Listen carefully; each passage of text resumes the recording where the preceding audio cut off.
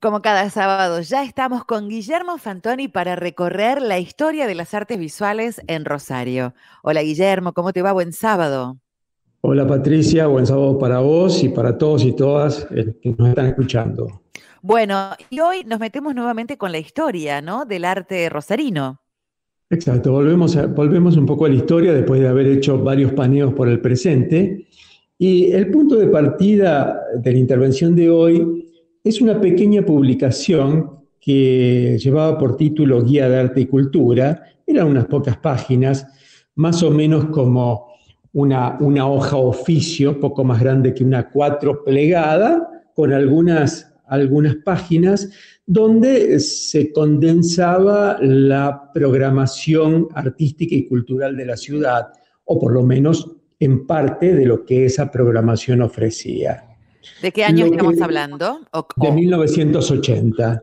Tomé la Inicio de guía los de arte y 80. cultura de 1980, de diciembre de 1980.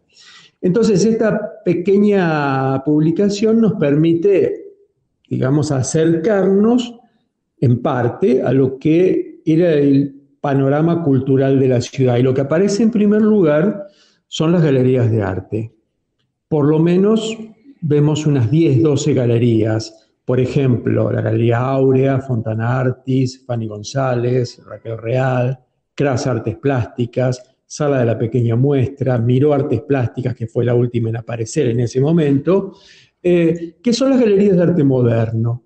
Pero a esas galerías se le suman también otras que estaban dedicadas a un arte más tradicional, por ejemplo, la librería Ross, que tenía su sala de arte, ¿Estamos hablando Renom. de la librería que tenía sala de Sí, sí, arte? sí, sí, sí, por supuesto. La librería tenía su sala de arte.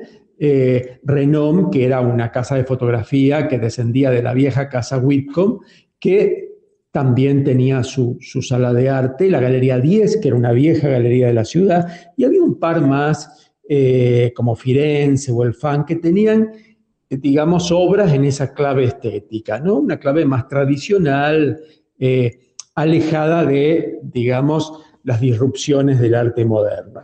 O sea que nos encontramos con un conjunto de galerías, en primer lugar, bastante numeroso, que podía tener variaciones en la medida que aparecía una nueva o se eclipsaba alguna.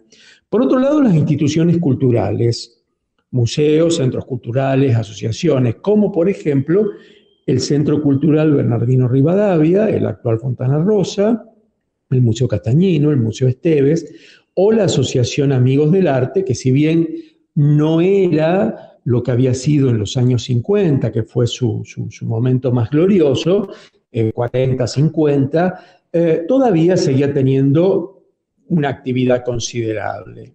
Por otro lado, había instituciones financieras, bancos, financieras, tarjetas de crédito, que en sus sedes o en sus vidrieras exponían obras a veces como anexos a algunas de las galerías. O sea que había un convenio con estas galerías y, digamos, armaban en esas vidrieras Yo o en esos recuerdo, ¿sabes qué? interiores. Guillermo, los recuerdo en la década del fines de los 80, principios de los 90, los bancos cooperativos.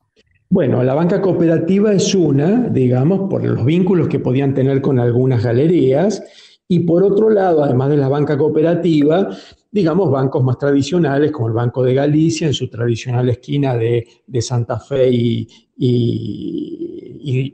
Sarmiento, que funcionaba como un anexo expositivo de la Galería Cras, muy formalizado, muy bien organizado estaba eso, de manera que vos podías ver una muestra de Ubrar en la galería propiamente dicha, y una extensión de esa muestra en las vidrieras del Banco de Galicia, por ejemplo. Por otro lado, además de todo esto que estoy mencionando, existían marquerías como la Casa Gea, que era la marquería de los artistas de la ciudad, o Letour, que era una marquería de reproducciones de artistas impresionistas o posimpresionistas o de los diversos movimientos del siglo XX. Es decir, vos ahí podías comprar una reproducción de Picasso, de Renoir, de Matisse, etcétera, etcétera.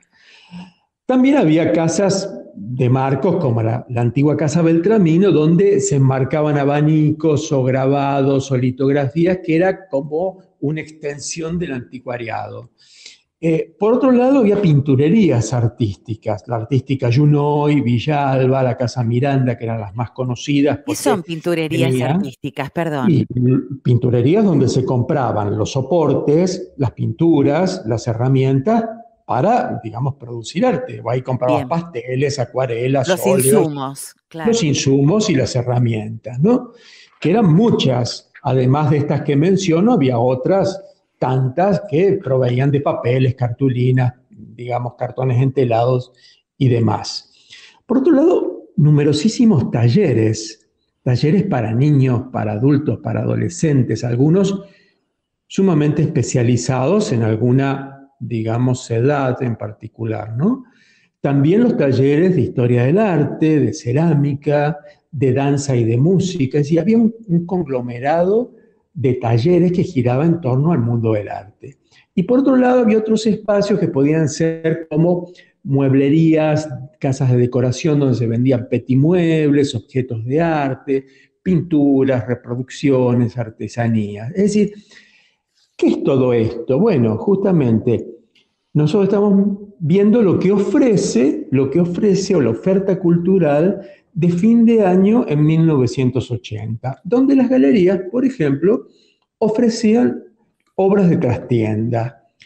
¿Qué era lo que estaban ofreciendo estas casas? En primer lugar, autores históricos y de distintas generaciones que pertenecían al arte porteño, o sea, figuras consagradas del arte porteño, Berni, Basaldúa, Alonso, Forte, Raquel Forner, McIntyre, qué sé yo, de gente Mm. de muy diversas generaciones que estaba muy integrada al mercado de arte. En este caso, un mercado porteño que por su centralidad se convertía en nacional. Por otra parte, autores conocidos, consagrados de la Escuela del Litoral y sus descendencias. Lo que vemos que no aparecían prácticamente, o si aparecían, era una minoría, jóvenes. Los jóvenes se consideraba que debían hacer larguísimos recorridos hasta acceder a un nivel para ser expuestos o integrar el mercado artístico. Estamos hablando de 1980. Lo que asombra acá es, bueno, toda esta oferta es una coyuntura crítica. Estamos hablando, digamos, digamos, Dictadura. claro, fin de 1980, en plena dictadura, que abarcó desde 1976 hasta 1983. Lo que acá aparece es esa simetría entre la serie cultural y la serie política, que en distintos momentos de la historia aparece. Es decir, un golpe de Estado no obtura inmediatamente toda la actividad cultural, sino que ésta tiene cierta inercia y permanece. Lo que nosotros vemos aquí son los estertores de algo que se había gestado con la modernización posperonista, es decir, esa modernización que abarca desde 1956 hasta 1966, que es la fecha de un golpe de Estado, pero que también nuevamente no llega a asestar un golpe total a esa actividad cultural que sigue en auge hasta el resto de la década del 60 y los años 70, donde esa cultura incluso se radicaliza y que el golpe de Estado de 1976 impacta como impacta en toda la vida. Es decir, impacta en la cultura, impacta en la política, impacta en la vida social. A pesar de todo esto, digamos, hay cierta actividad cultural que, como vemos, permanece, aunque se debilita. Se debilita como también el sector que la alimenta, que es la clase media. Es decir, ese sector medio que entra en una declinación que la apertura de 1983 no revierte, no revierte. Es decir, porque entramos en un mundo de políticas polarizadas, de ricos y pobres. Es decir, si uno piensa el golpe de 76, el menemismo, la alianza, el macrismo, son todas políticas neoliberales que tienden a esa polarización social que yo diría lesiona Ujú. El mundo cultural, el mundo, digamos, de lo público, ¿no? Entonces, más allá de esto, lo que sí vemos como interesante en los 80, 90 y en el presente es la aparición de las diversidades, ¿no? Los movimientos por sexualidades, los movimientos de mujeres, que es algo que sí hace una diferencia. Ahora, esta pérdida cultural también o esta polarización en la propia ciudad, en lo que se llama el casco histórico, es decir, que yo digo el centro comercial, que era un centro vibrante, vital, que se eclipsa o empieza a eclipsarse hacia 1976 y que ese fenómeno no se revirtió. Porque no es solo cambiar el mobiliario urbano o cambiar los pavimentos, es decir, lo que debe haber allí son estrategias edilicias de conservar y poner en valor las construcciones que merecen ser preservadas, los negocios que deben mejorar sus ofertas en cuanto a la calidad de lo que promueven, los espacios de sociabilidad, ¿no? Que por un lado son los espacios como bares, confiterías, restaurantes, etcétera, que tienen que ver Con con el la encuentro. sociabilidad, con el encuentro. Incluso Ujú. pensá que en esas épocas las propias discos estaban en la zona céntrica, ¿no? Más Así allá de es. que podía haber algunas en Alberdio, la Florida Ujú. o en Fisherton. Y Sí, justamente dentro de esa trama, las galerías eran uno de esos espacios que estaban localizados fundamentalmente hacia el final de la calle Córdoba, próximas a la Plaza 25 de Mayo, ¿no? Las así calles es. Sarmiento, San Martín, Maipú, hasta La Prida, ¿no? Digamos, Acabo de desde... reparar en este dato. Uno caminaba por ese casco antiguo de la ciudad y te detenías en las vidrieras que tenían obras de arte. Sí, por Acabo supuesto. de percatarme de que eso no está más. No, no, pero porque además estaban las galerías de arte, las librerías, las disquerías, Claro.